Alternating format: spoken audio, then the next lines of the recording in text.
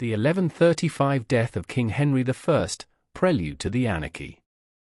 Introduction. The death of King Henry I of England in 1135 marked a defining moment in medieval English history, leading to a prolonged period of political turmoil known as the anarchy. Henry I had ruled England and Normandy for 35 years, establishing himself as a capable and reformist monarch. Through decisive military victories and administrative innovations, Henry strengthened the monarchy and brought relative stability to his realm after the challenges posed by the Norman conquest. However, the untimely death of Henry's only legitimate son and heir, William the in the White Ship disaster of 1120 undermined the security of his dynasty. Without a male heir, Henry named his daughter, Empress Matilda, as his successor, a decision that challenged the gender norms of the time and sparked tensions among the Anglo-Norman nobility. When Henry died suddenly in Normandy in 1135, the fragile political alliances he had built unraveled, plunging England into a civil war that lasted nearly 2 decades. Let's examine Henry's reign, the events surrounding his death, the succession crisis that ensued, and the transformative impact of the anarchy on England's governance and society. The reign of Henry I, a legacy of reform. Henry I's reign, 1100 to 1135, is remembered as a period of consolidation, reform, and growth for the Anglo-Norman monarchy.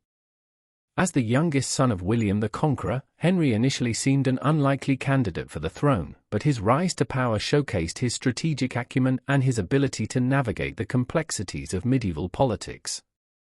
Consolidation of power. Henry's claim to the throne was contested from the start.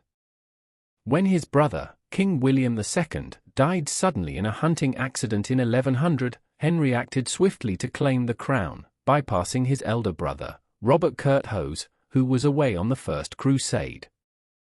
To legitimize his rule, Henry issued the Charter of Liberties, promising to reform the abuses of his predecessor's reign and uphold the rights of the church and nobility. This document marked an early attempt to formalize the relationship between the king and his subjects, setting a precedent for later constitutional developments.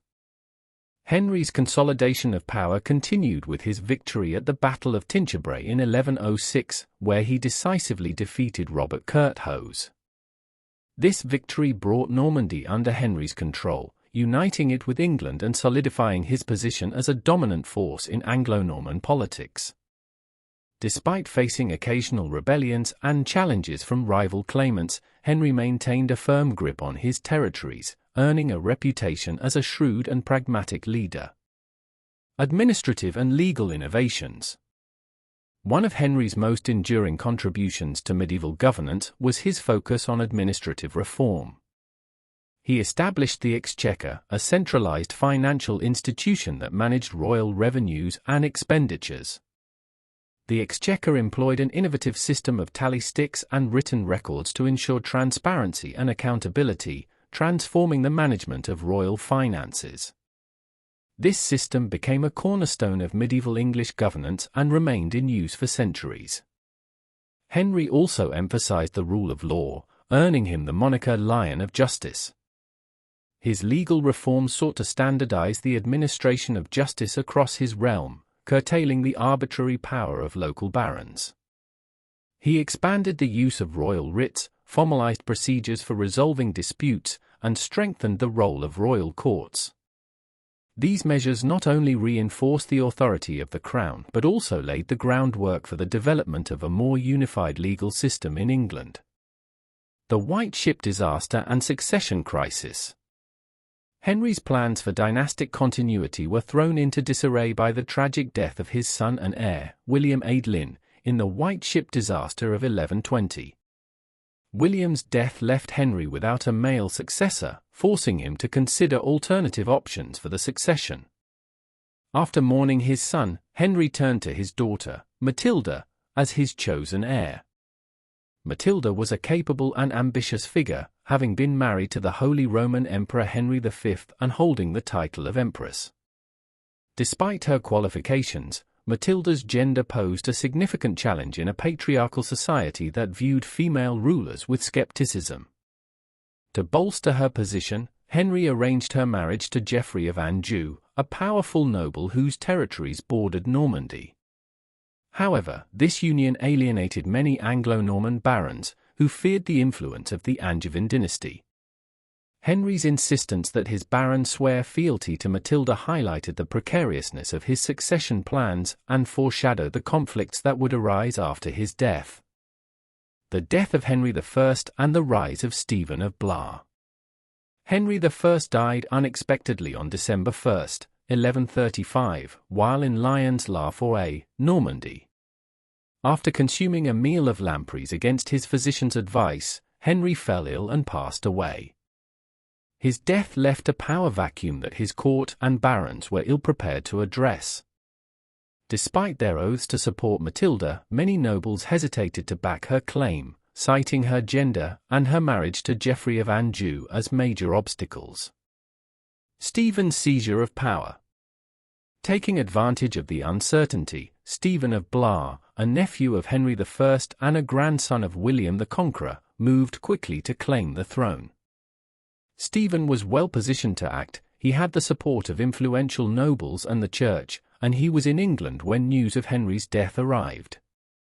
With the backing of his brother, Henry of Blois, the Bishop of Winchester, Stephen was crowned king in December 1135. Stephen's rapid coronation underscored the importance of securing political legitimacy in times of crisis. However, his claim to the throne was not without controversy. Matilda refused to relinquish her claim, and many of Henry I's former allies viewed Stephen's ascension as a betrayal of their oaths.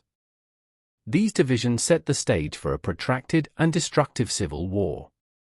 The anarchy, civil war and fragmentation. The period of civil war that followed Henry I's death, known as the Anarchy, lasted from 1135 to 1153 and was characterized by widespread violence, shifting allegiances, and a breakdown of central authority. The conflict pitted Stephen's forces against those loyal to Matilda, with both sides struggling to assert control over the kingdom. Major battles and turning points. The anarchy saw numerous battles and sieges, each contributing to the shifting balance of power. One of the most significant events was the Battle of Lincoln in 1141, where Stephen was captured by Matilda's forces. This victory allowed Matilda to briefly assert her authority, but her inability to secure widespread support limited her success. Her attempt to be crowned queen in London was thwarted by opposition from local merchants and nobles, forcing her to retreat. Later that year, Matilda's forces suffered a major defeat at the Siege of Winchester, where her army was routed, and her half-brother, Robert of Gloucester, was captured. These setbacks highlighted the difficulty of maintaining momentum in a conflict marked by constant reversals of fortune. Political and social consequences.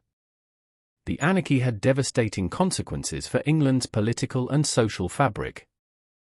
The inability of either Stephen or Matilda to establish uncontested rule led to a fragmentation of power, as local barons seized the opportunity to assert their independence. This erosion of central authority created an environment of lawlessness and instability, with chroniclers describing the period as one of unparalleled suffering. Economically, the Civil War caused widespread devastation. Agricultural production declined as fields were abandoned or destroyed, leading to food shortages and increased hardship for the peasantry. Trade routes were disrupted by banditry, and heavy taxation imposed by both factions further strained local communities. Resolution and the legacy of the anarchy. The anarchy finally came to an end in 1153 with the Treaty of Winchester. This agreement, brokered by leading barons and church officials, recognized Stephen as king but designated Matilda's son, Henry Fitzempress, as his heir. Stephen's death in 1154 paved the way for Henry to ascend the throne as Henry II, marking the beginning of the Plantagenet dynasty. Conclusion. The death of Henry I in 1135 and the subsequent civil war reshaped England's political landscape and highlighted the fragility of medieval governance. Henry's failure to secure a smooth succession revealed the deep challenges of dynastic continuity in a patriarchal society. The anarchy, with its devastation and instability, underscored the importance of strong central authority and the consequences of contested leadership. Ultimately, the resolution of the conflict and the rise of Henry II set the stage for a new era of stability and reform, marking a turning point in English history. Thanks for listening. Like, comment, and subscribe to Medieval Chronicles 1066 for more journeys back to the Middle Ages. Stay curious.